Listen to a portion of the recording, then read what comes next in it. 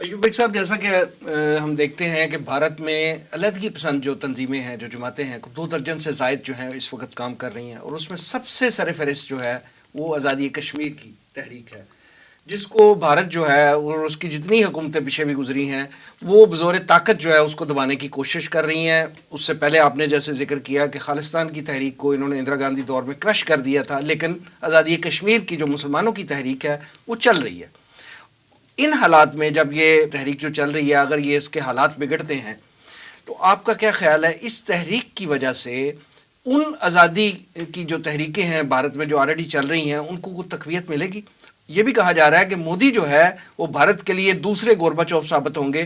آپ ان سارے حالات کی روشنی میں بھارت کا مستقبل کیا دیکھتے ہیں؟ وسیم صاحب، بات یہ ہے، اگر آپ ذرا تاریخ کے تناظر میں جائزہ لیں تو آپ کو معلوم ہوگا ہندوستان کوئی فطری منطقی ریاست ہی نہیں ہے، نہ فطری ہے نہ منطقی ہے ہندوستان، اور خاص طور پر ہندو حکمران جب یہاں رہے۔ آپ تاریخ کو دیکھیں، اشوکا دی گریٹ سے لے کر چندر گپت موریہ تک اور چانکیہ سے لے کر سب دیکھیں، اور آج تک دیکھیں، ہندوستان کا حکمران اگر ہندو ہوا ہے تو ہندوستان متحد نہیں رہا۔ ہندوستان کب متحد ہوا؟ جب مسلمان حکمران ہوئے۔ ہندوستان کب متحد ہوا؟ جب انگریز حکمران ہوئے۔ ہندوؤں کو پھر جب طاقت ملنے لگی، ہندوستان پھر بٹ گیا، پاکستان بن گیا۔ لہٰذا ہندو تو کبھی ہندوستان کو متحد رکھ ہی نہیں سکے۔ اچھا، اور کیونکہ ہندوستان ایک غیر فطری ملک ہے اور غیر منطقی ہے، تو کوئی تحریکیں چلیں یا نہ تحریکیں چلیں، یوں کہہ لیں کہ ہسٹری کا ایک طے شدہ معاملہ ہوگا جو ہمارے سامنے آئے گا کہ ہندوستان بکھر جائے گا، ہندوستان اس صورت میں نہیں رہ سکے گا۔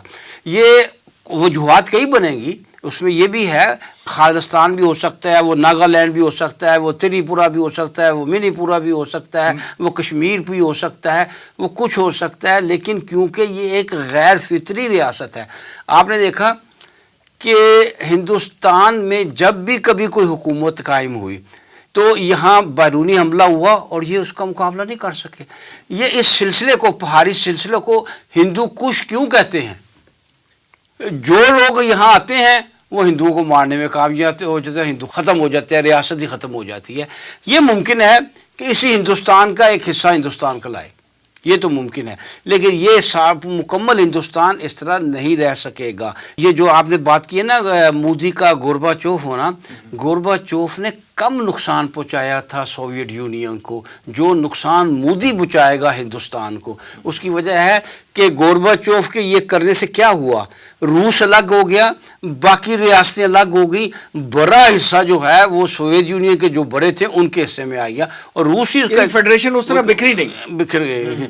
ہندوستان جس طرح بکھرے گا اس میں ہندوؤں کو بڑا حصہ نہیں۔ آج میں یہ بات کہہ رہا ہوں، اللہ ہی جانتا ہے کیا کون سی بات صحیح ثابت ہوتی ہے اور کون سی غلط۔